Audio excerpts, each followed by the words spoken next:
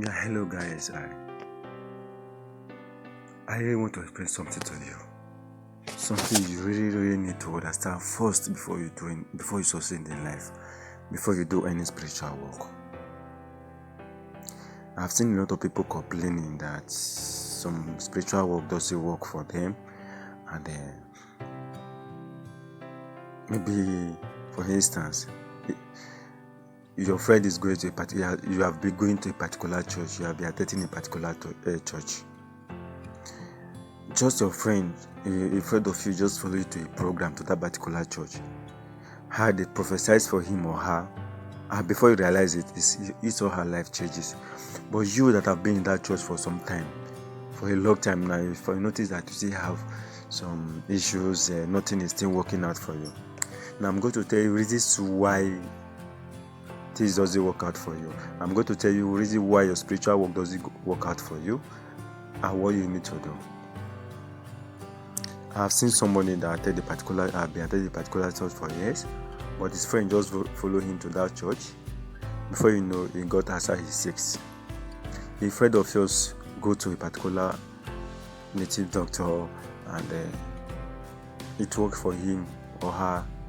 The same issue took you to that particular native doctor, it doesn't work for you. How comes? Why must it have to be like that? Now the first thing you have to know, the first thing that normally cause or that normally stop any spiritual work to work for you is, number one, when you have a spiritual wife or a spiritual husband.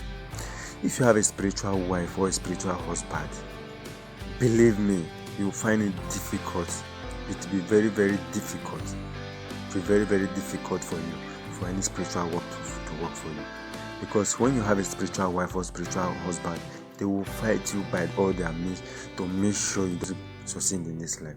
So if you should go and do any spiritual work, before you use it, they will spoil it, or they will make you to do something that will make it to spoil.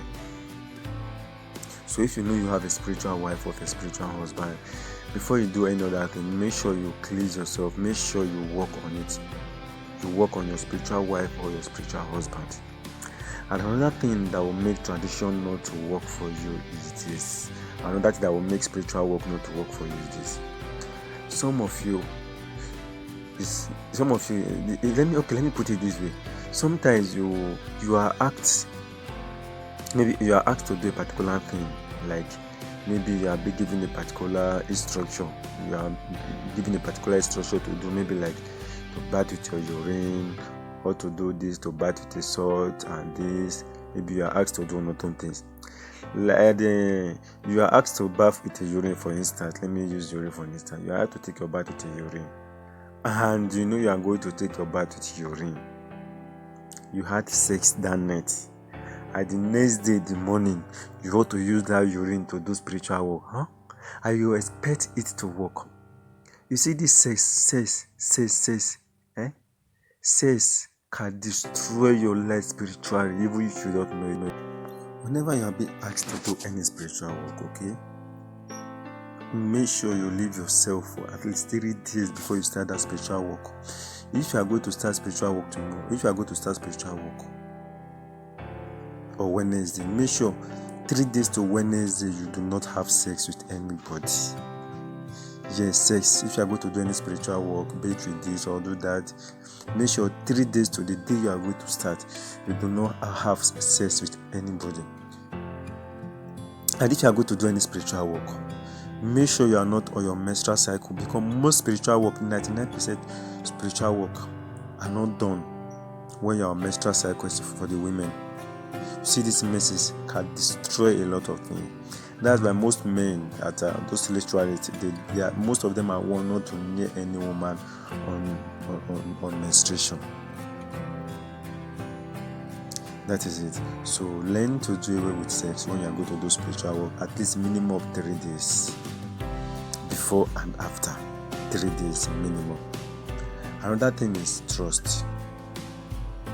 Whenever you are being asked to do anything, don't trust on the malam, nor the pastor, nor the whoever is it, or me. No. Don't trust on anybody whenever you're asked to do any spiritual work. This is it. whenever you are being asked to do any spiritual work, do away with sex at least for 3 days before and after. If you should do any spiritual work, leave yourself a minimum of 3 days before you go for sex, even if it's your husband or your wife. If you are going to do spiritual work, leave yourself for at least 3 days before you start. Even if you are married, let your husband or let your wife wait. It's very, very important, because sex can destroy a lot of things. The sex you see can destroy a lot of work. Or maybe someone prepares something for you and you just have sex, you go and use that same hand to touch it and you expect it to work.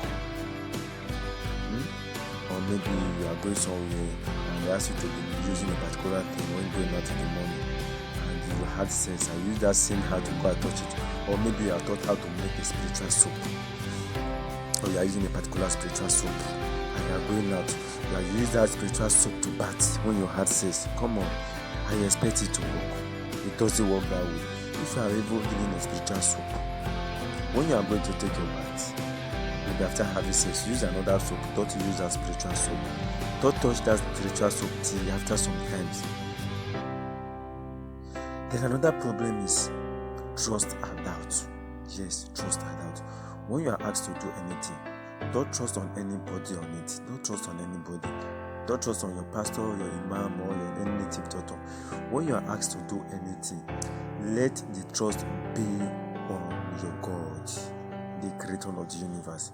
In the beginning, the creator created a man and woman, right? Do you think the creator is still going around creating women, babies? No, he has created in us what will create children. So also your need.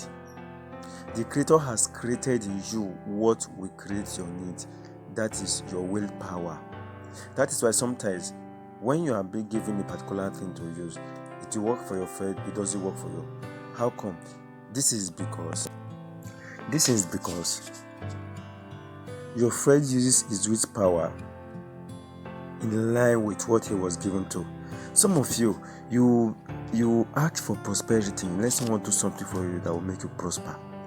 Then you want money, they should work for you so that you can have money, and that work will be done for you. That work will not work without your willpower.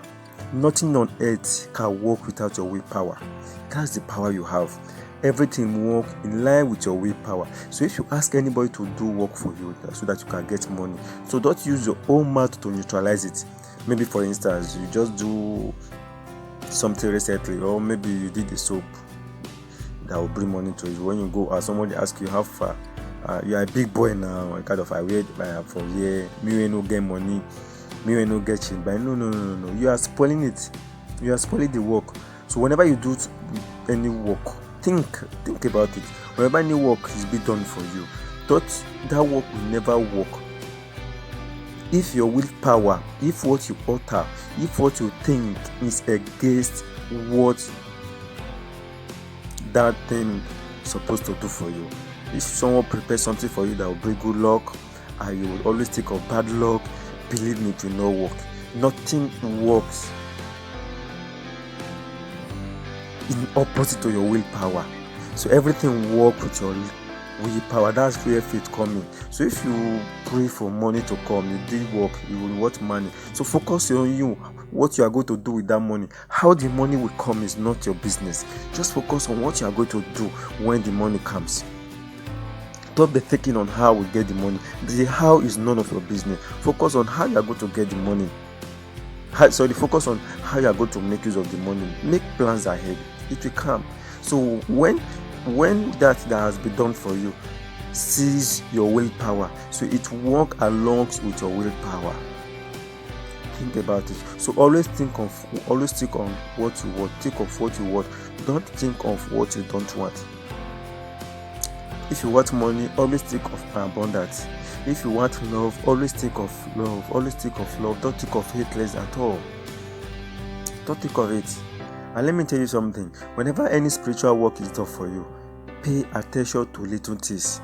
If the creator can pay attention to create a simple ant, a little ant, if the creator can take his time, pay his attention to create an ant, let an ant be there, Who are you not to pay attention to little things?